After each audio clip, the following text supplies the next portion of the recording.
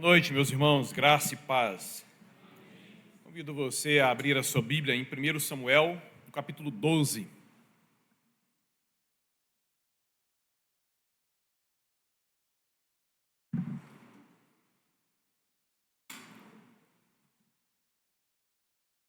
Encontrando com a sua Bíblia aberta nesse texto, ore ao Senhor.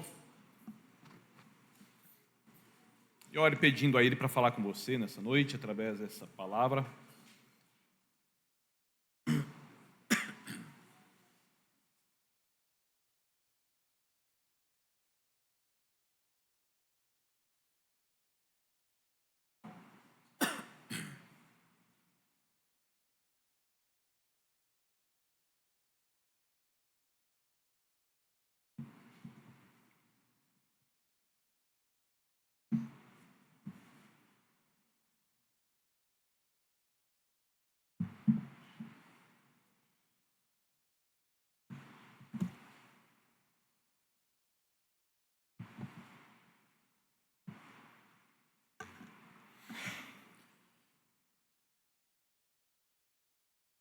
Senhor nosso Deus, Pai querido, agora nós nos silenciamos, nos aquietamos diante da sua palavra, Santo Deus, para nós ouvirmos o Senhor, porque nós precisamos te ouvir, precisamos do conselho do Senhor, precisamos da tua exortação, precisamos da sua instrução, Santo Deus, precisamos desse pão que é a tua palavra, que renova nossas mentes, que revigora nossa alma, que alegra os nossos corações. Deus, tem misericórdia de nós e fala com cada um de nós aqui. Nós te pedimos para que seja assim no nome santo do Senhor Jesus. Amém. 1 Samuel capítulo 12, a partir do versículo 1, a palavra do Senhor nos diz assim. Samuel disse a todo Israel: atendi tudo o que vocês me pediram e estabeleci um rei para vocês. Agora vocês têm um rei que os governará. Quanto a mim, eu estou velho, de cabelos brancos, e meus filhos estão aqui com vocês. Eu tenho vivido diante de vocês desde a minha juventude até agora. Aqui eu estou. Se eu tomei um boi, ou se eu tomei um jumento de alguém, ou se eu explorei, ou se eu oprimi alguém, ou se das mãos de alguém eu aceitei suborno, fechando os olhos para a sua culpa, testemunho contra mim agora, na presença do Senhor e do seu ungido. Se alguma dessas coisas eu pratiquei, eu farei restituição. E o povo respondeu: tu não nos exploraste nem nos oprimiste. Tu não tiraste coisa alguma das mãos de ninguém. Samuel lhes disse: o Senhor é testemunha diante de vocês, como também o seu ungido é hoje testemunha de que vocês não encontraram culpa alguma em minhas mãos. E o povo disse: o Senhor é testemunha mesmo. O que é mais importante? É a perguntinha retórica, né? O que é mais importante na vida? Começar bem ou terminar bem? Claro, né?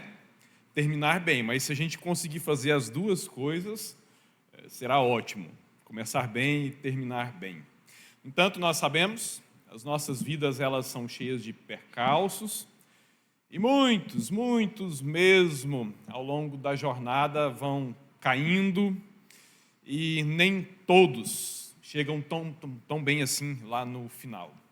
Tropeçam no meio do caminho, deixam a jornada no meio do caminho, ou chegam lá na frente bem machucados, bem manchados, sem poderem fazer o que Samuel fez aqui no final da sua vida. Então, uma pergunta mas muito importante para você. Se você continuar vivendo do jeito que você está vivendo hoje, se você continuar vivendo daqui para frente, do jeito que você está vivendo aqui nos últimos dias, você vai terminar bem? Você já está assim, construindo um bom final para você? Se você continuar nesses passos aí, no seu relacionamento com Deus, no seu relacionamento com o seu cônjuge, no seu relacionamento com os seus filhos, no seu relacionamento com as pessoas, no seu relacionamento com as outras áreas da sua vida, se você continuar vivendo desse jeito, Você acha que você vai chegar lá bem, podendo fechar, passar a conta, passar a régua no fim dessa conta e encerrar bem, e as pessoas poderem guardar saudades de você, por exemplo? Pois bem, meu irmão, minha irmã, esse episódio aqui da vida de Samuel nos chama para essa reflexão. Você conhece Samuel, um dos homens mais conhecidos das Escrituras, e você se lembra que a história de Samuel, ela começou com tristeza. Não tristeza dele, mas tristeza no coração daquela que um dia viria a ser a sua mãe. Você se lembra? Samuel, ele nasceu de Ana. E a Ana, ela era esposa de um descendente de Levi chamado Eucana. E o Eucana, além de ser casado com Ana, tinha uma outra esposa também, chamada Penina. Ao longo das vidas daquelas duas mulheres, esposas do mesmo homem, uma foi agraciada pelo Senhor até esse momento aqui, em que Ana estava ainda prestes a ganhar Samuel. É que a Penina, você se lembra, ela deu filhos para Eucana. No entanto, a Ana, ela foi estéril durante muito tempo. Tentou honrar o seu marido perante aquela sociedade, dando para ele filhos, mas ela não conseguia. E você se lembra que isso era muito mal visto no mundo daquela época. Isso porque naquela cultura, não pelo Senhor, mas culturalmente, as mulheres elas tinham valor social se elas dessem filhos para os seus maridos. Então uma mulher ela seria socialmente plenamente honrada se ela desse filhos para os seus maridos. E quando ela não conseguia isso, o entendimento popular, não do Senhor, mas popular, é que aquela mulher ela era uma mulher amaldiçoada por Deus, que ela não tinha condições de honrar a Deus e o seu marido diante daquela sociedade. E a Ana, ela convivia com isso. O Elcana tinha uma outra esposa que dava filhos para o seu marido, então honrava Elcana perante a sociedade, entendendo todo mundo então que a Penina era abençoada por Deus, mas ela não. Ela estava ali ocupando um lugar naquela casa, ocupando um lugar naquela família, sem, no entanto, deixar herdeiros para o seu marido Elcana. E como ela sofria espiritualmente, culturalmente e emocionalmente com aquilo, ainda era agregado a essas dores íntimas e pessoais dela o fato de que a parceira, que não era parceira coisa nenhuma, mas se transformou numa rival, a Penina, a humilhava. Constantemente ela jogava isso na cara de Ana. Porque o Elcana, um homem justo, um homem bom, percebendo a dor, o sofrimento de Ana, ele demandava, era demandado dele uma atenção especial para Ana. E ele devotava um carinho, um zelo maior por Ana, dizendo para ela, você não tem culpa, você não me dá filho, você não tem culpa. Mas ele tentava consolar aquela mulher, tentava alegrar o coração daquela mulher. E a Penina, vendo aquilo, ficava cheia de ciúmes. E a Penina, então, partia para cima de Ana e humilhava ela constantemente. Mas esse episódio ele é interessante porque ele nos lembra o fato de que Deus usa todas as coisas para o bem daqueles que o amam, daqueles que são chamados por Ele para o cumprimento de seus propósitos. Porque se a Penina não humilha a Ana, Ana não chora, Samuel não nasce. E Deus então faz com que todas as coisas cooperem para o bem daqueles que são chamados por Ele.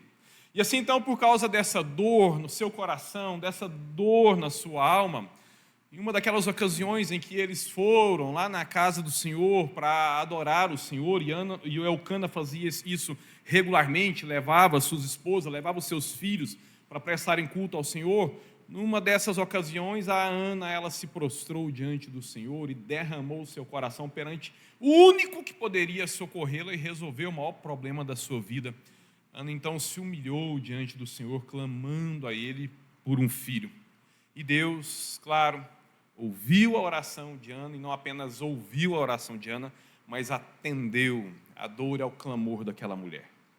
Nos lembrando daquilo que Davi veio escrever anos depois, lá no Salmo 51, quando Davi declarou: Deus, ele não despreza um coração quebrantado. O Senhor, ele não despreza um espírito contrito.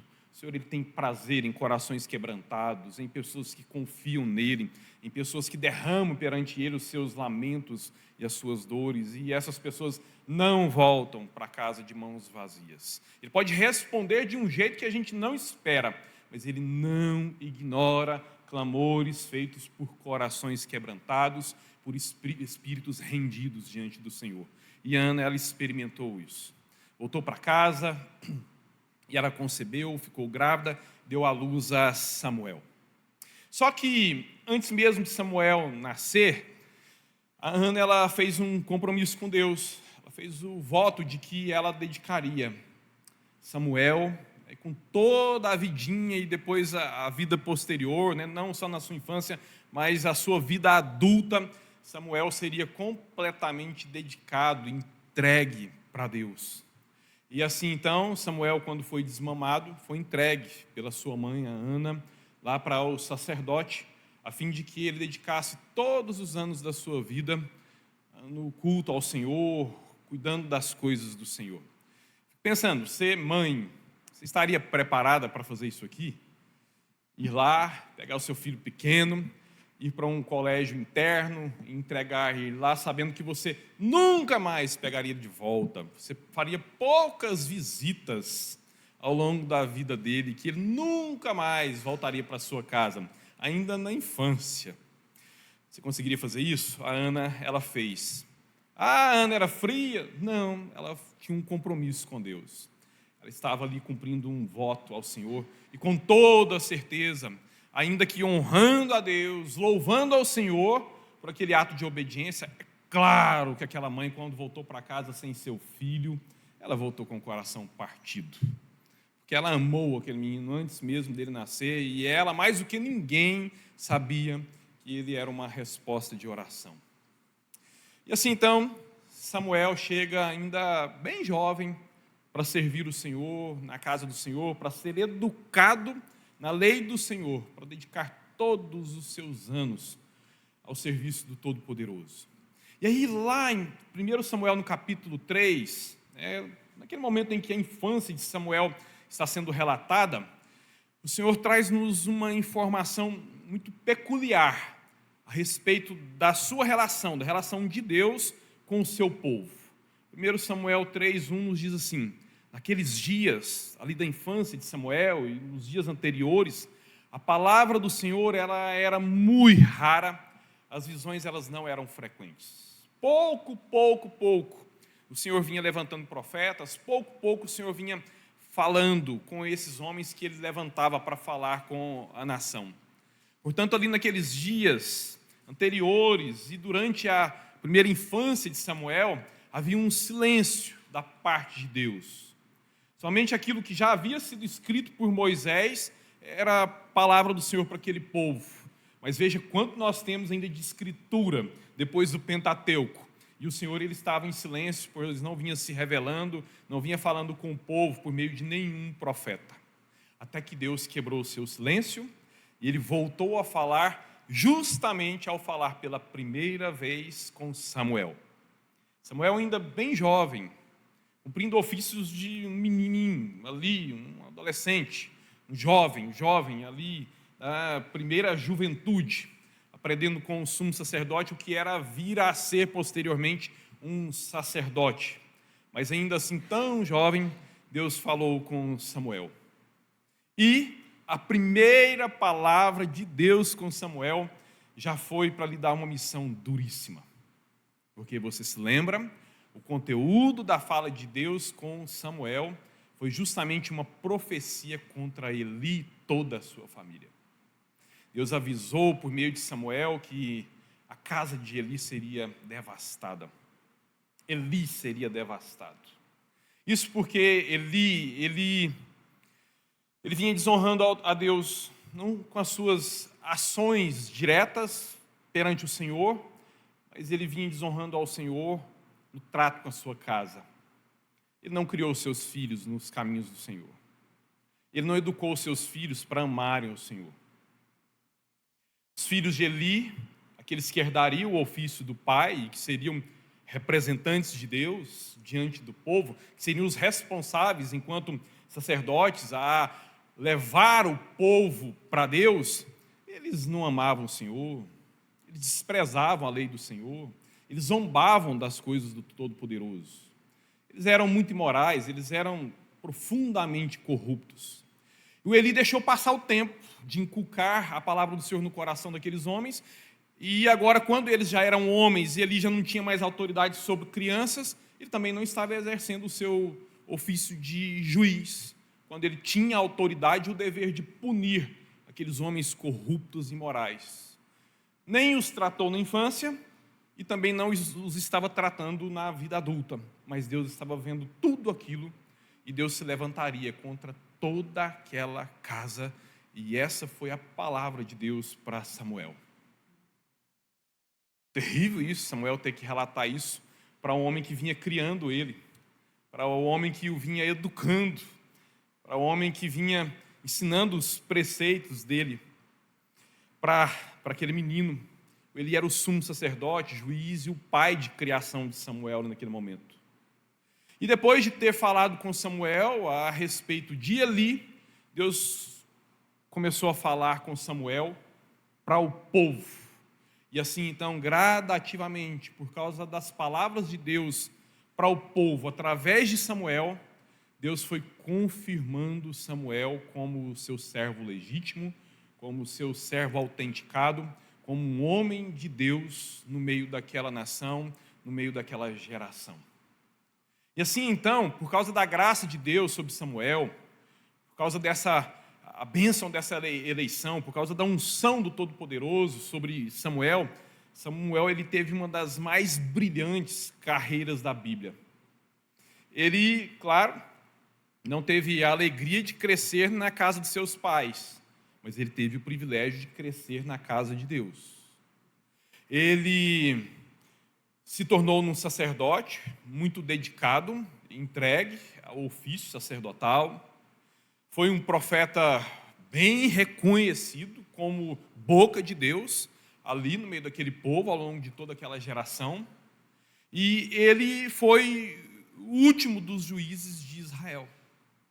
Então, se nós tínhamos 3 ofícios no Antigo Testamento, profeta, sacerdote e rei, mas os reis ainda não estavam governando e os juízes foram os precursores do rei, o Samuel ele ocupou essas 3 tarefas.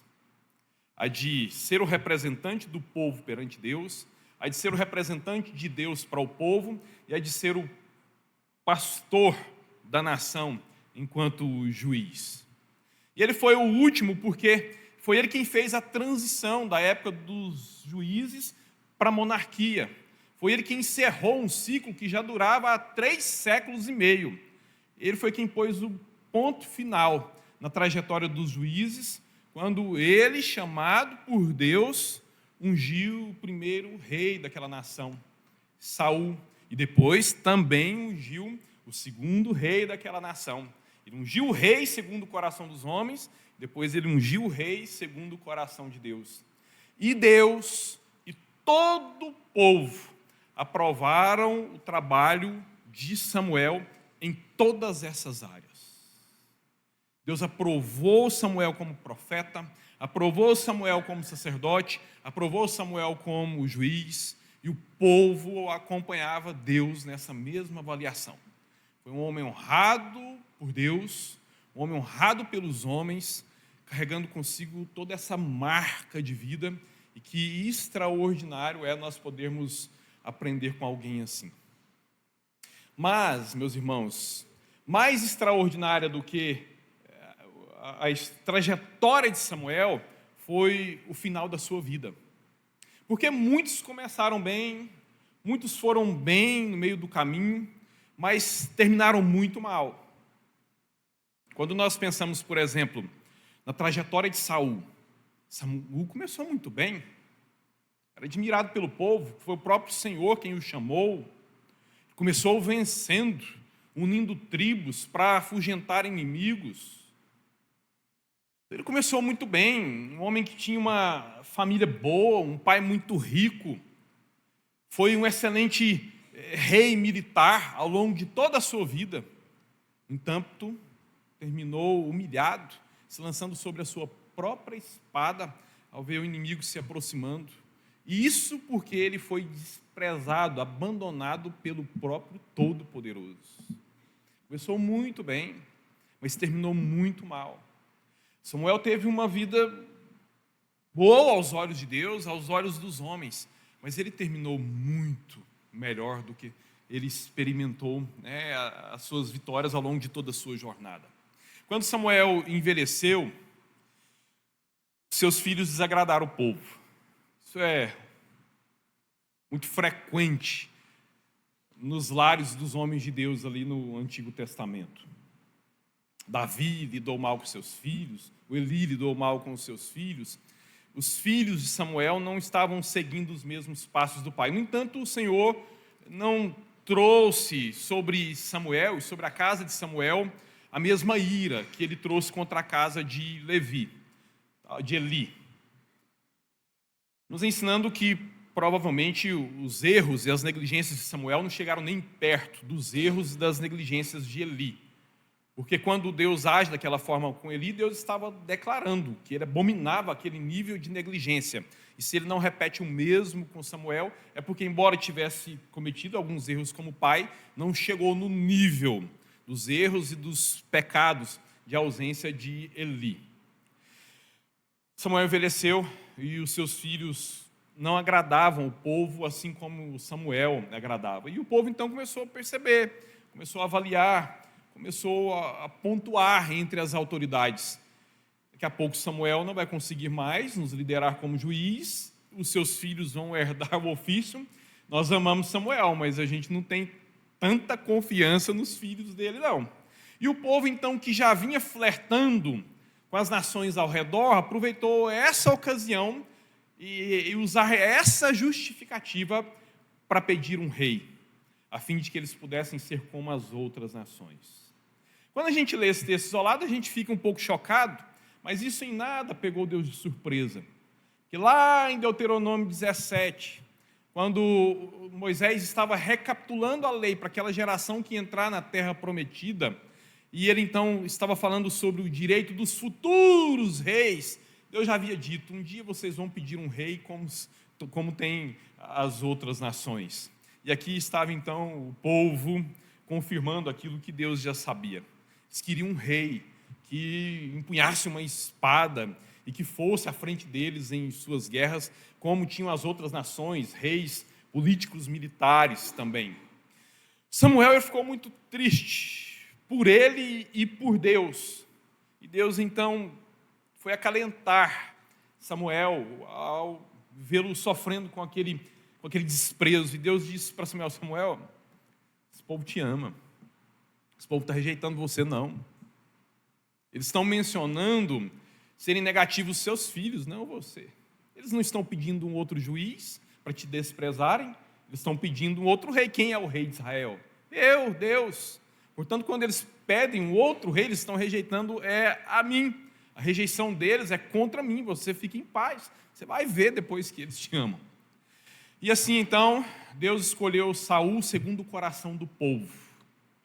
O povo queria um rei que fosse à frente das suas guerras, portanto, tinha que ser um rei com porte militar, um rei que demonstrasse capacidade para guerrear contra inimigos, demonstrasse capacidade para ser forte no campo de batalha.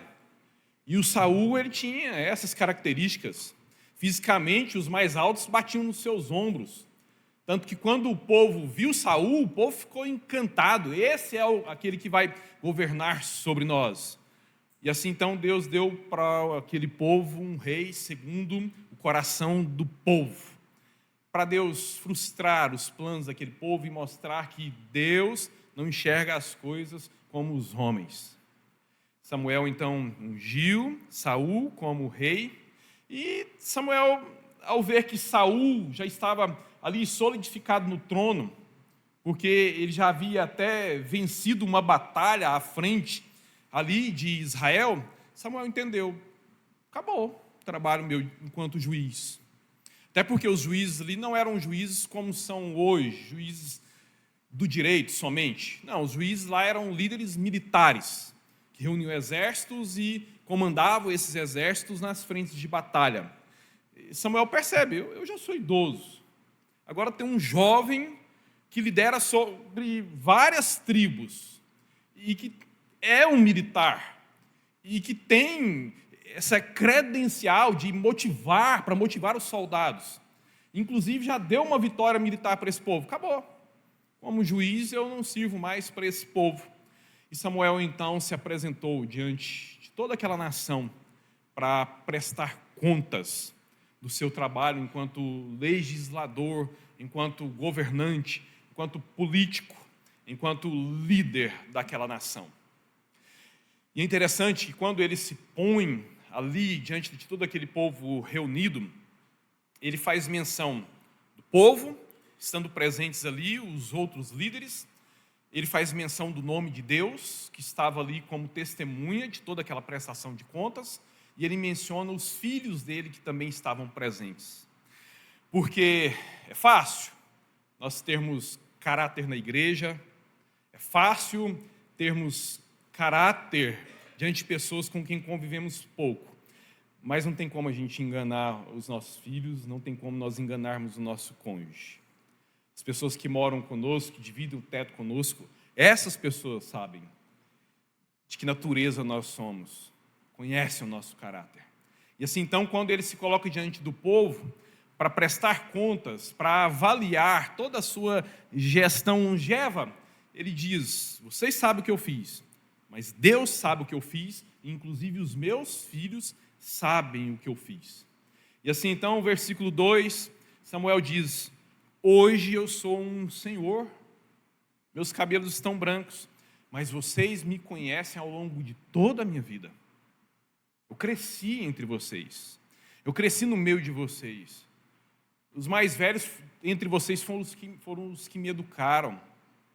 Os da minha idade foram aqueles com quem eu cresci, e os mais novos são os com quem eu tenho compartilhado o privilégio de ensinar e de educar. Vocês me conhecem. Então, eu fraudei alguém? Eu roubei um dia de alguém? Eu fui corrupto contra alguma de suas famílias? Eu neguei a justiça para com alguém aqui? Eu aceitei suborno? Pode falar, nós estamos aqui no momento de prestação de contas. Tem como eu enganar o Senhor? Ele sabe, não tem como eu enganar os meus filhos, eles me conhecem. Vocês convivem comigo há décadas.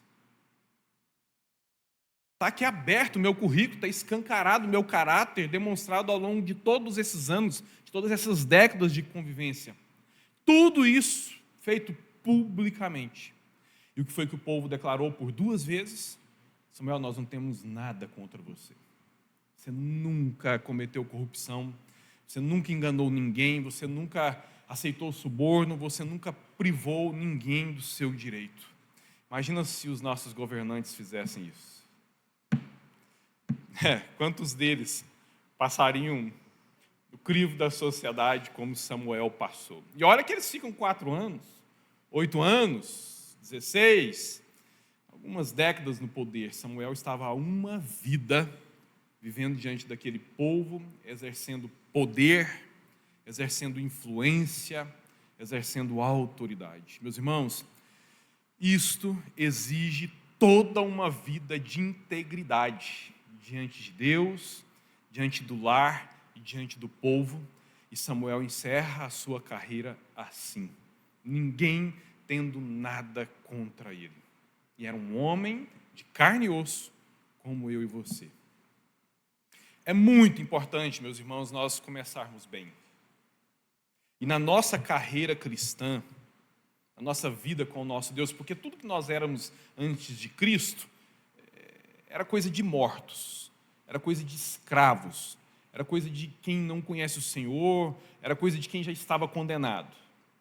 Mas agora, a vida quando nós temos juízo, a vida quando nós somos libertos, a vida quando nós temos condições de tomar decisões acertadas, o começo dessa vida que é vida e é a única vida, porque antes não era vida, era morte, o começo desta vida, no começo dessa vida, todos nós começamos muito bem.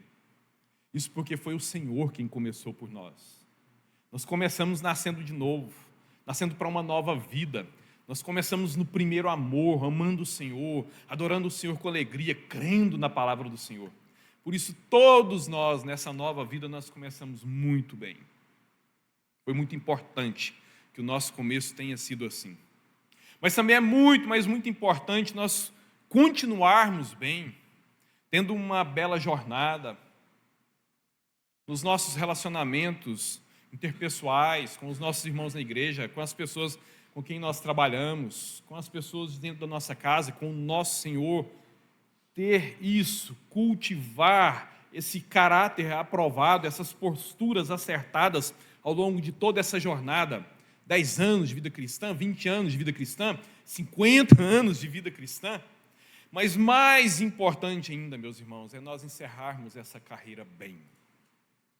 Assim como estava encerrando Samuel, assim como Paulo pôde declarar com paz, com a convicção de quem honrou o Senhor ao longo do seu ministério, ao longo da sua vida, a partir daquele encontro com o Todo-Poderoso. Eu cumpri a carreira, eu guardei a fé, eu fiz o que eu tinha que ter feito, eu honrei o meu Senhor. Você tem caminhado bem? Olhando para a sua vida aqui hoje, nesses últimos dias, o meio dessa jornada, está bem assim, igual lá no começo? Que nota você se daria no seu relacionamento com Deus? Para o seu relacionamento com Deus? Que nota você se daria? De 0 a 10. Quanto você se preocupa em honrar o Senhor, em obedecer o Senhor?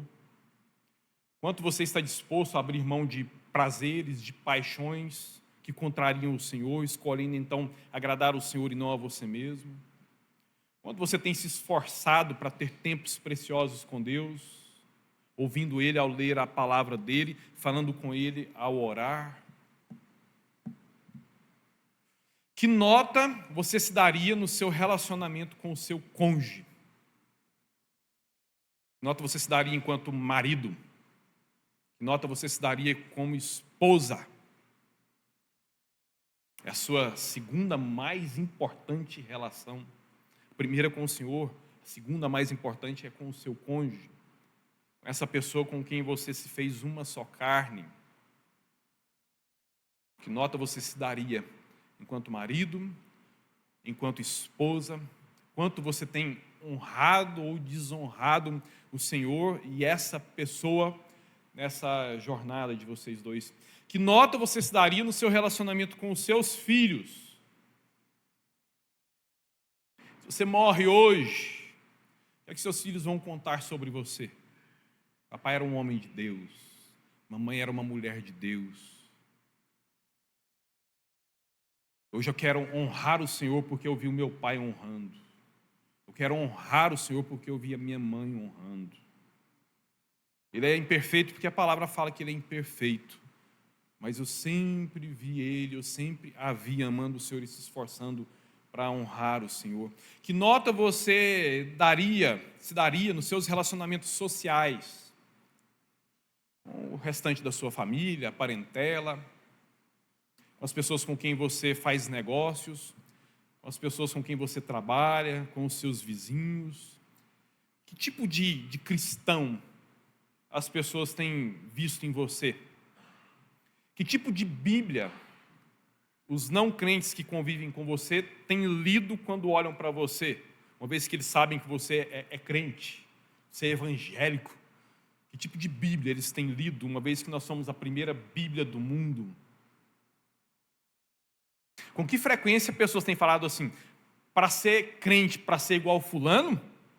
Quero não. E se essas pessoas com quem você convive se convertem, vêm para a igreja, inspirando-se em você, que tipo de crente essas pessoas serão? Que nota você se dá no seu relacionamento para com a sua igreja? Aquela perguntinha que geralmente eu faço nos cultos de Santa Ceia: se todos os membros dessa igreja fossem iguais a você, como seria a nossa igreja? Uma igreja viva, uma igreja alegre, uma igreja pujante, uma Uma igreja que cresce, uma igreja saudável? Ou será que a igreja estaria aberta ainda? Será que a igreja estaria ainda honrando seus compromissos? Será que a igreja ainda estaria sendo admirada pela sociedade, no meio da qual ela está plantada? Que nota você se daria na sua vida moral secreta? Os pensamentos que você cultiva e que são frequentes, as coisas que você cobiça, só com o seu coração e que só o Senhor vê, por causa da onisciência dele, que mais ninguém vê, que nota você se dá na sua vida moral secreta? Que nota você se dá na administração dos recursos que Deus tem confiado a você aqui nessa vida? Você tem honrado o Senhor com o seu dinheiro? Você tem honrado a sua família com o seu dinheiro? Você tem honrado o Senhor administrando bem o tempo que Ele te dá aqui nessa vida? Você tem honrado o Senhor ao cuidar do corpo que Ele te deu para cuidar? Esse corpo pelo qual o Senhor Jesus morreu também? Que nota você se dá nessas relações, nessa sua vida, nessa forma de cuidar das coisas que Deus tem confiado às suas mãos? Portanto, então, pensando nessas notas, olhando para você hoje, se você continuar caminhando assim, do jeito que você está vivendo hoje, como é que você vai terminar? Se você termina hoje, aqui e agora, se você termina aqui por esses dias. Você está pronto para prestar contas com Deus? Porque isso vai acontecer. Importa que todos nós compareceremos diante do tribunal de Cristo Jesus. Você está pronto para prestar contas com a sua família? Você está pronto para prestar contas com a sua igreja, que é a sua família eterna? Você está pronto para encerrar a sua carreira, baseando-se na forma com que você tem vivido a sua carreira aqui no meio da jornada, no meio do caminho? Que nota você se dá em cada uma dessas áreas? Você poderia chegar como Samuel, que era um homem de carne e osso, como eu e você, diante de todos, e dizer para as pessoas: podem jogar pedras. Podem jogar pedras. Vocês, Deus e meus filhos. E o que é que as pessoas diriam a seu respeito? Você não nos deve nada. Você foi íntegro. Você é íntegro. Você tem sido um exemplo. É isso que diriam de você? A boa notícia, meus irmãos, é que se você se olha aqui e se vê com notas muito baixas em algumas dessas áreas da vida, é que o nosso Deus é o restaurador de vidas. E que Ele sempre nos chama para consertos, e que Ele é todo poderoso para corrigir todas essas áreas das nossas vidas. Portanto, feche seus olhos e avalie assim a sua vida. Se hoje eu fosse colocado diante de uma prestação de contas, diante de Deus, diante da igreja, diante das pessoas com quem eu convivo, diante do meu cônjuge, diante dos meus filhos, qual seria o resultado dessa prestação de contas? E ao se ver falho em alguma dessas áreas, na sua relação com o Senhor, na sua relação com o seu cônjuge, na sua relação com seus filhos, nos seus relacionamentos sociais, na sua vida moral secreta, na administração dos recursos que Deus tem te confiado, dinheiro, tempo, saúde. Se você se encontrar com nota baixa em alguma dessas avaliações, arrependa-se. E arrependimento é mudança. Senhor, eu estou errado aqui, eu vou mudar nisso aqui. Vou parar de errar nisso aqui. Eu vou melhorar nessa postura, nessa área da minha vida, porque eu quero chegar no fim bem. Não adianta eu ter começado tão bem, mas chegar lá no final fracassado, humilhado, envergonhado.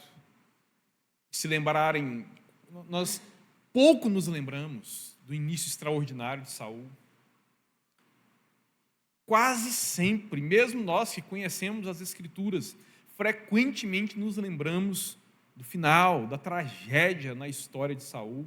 Quase sempre só nos lembramos dele tentando ocupar uma função sacerdotal que não era dele, dele se precipitando, fazendo votos precipitados, dele sendo abandonado pelo Senhor, dele atormentado por espíritos malignos, dele morrendo sobre a sua própria espada, quase não nos lembramos de que ele começou tão bem.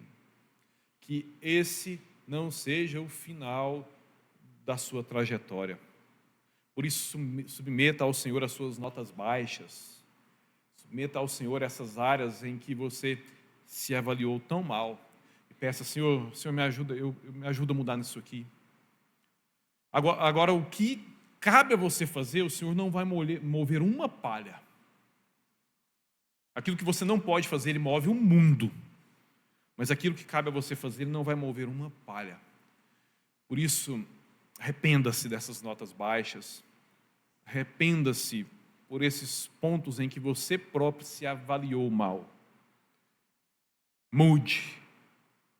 Busque acerto com o Senhor. Busque acerto consigo mesmo. Busque acerto com as pessoas. Busque acerto com a vida.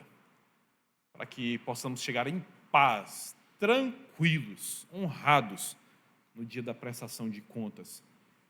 E as pessoas então poderão se despedir de nós, dizendo: eis aí um homem de Deus, eis aí uma mulher de Deus, eis aí alguém em quem nós podemos nos inspirar e nos espelhar.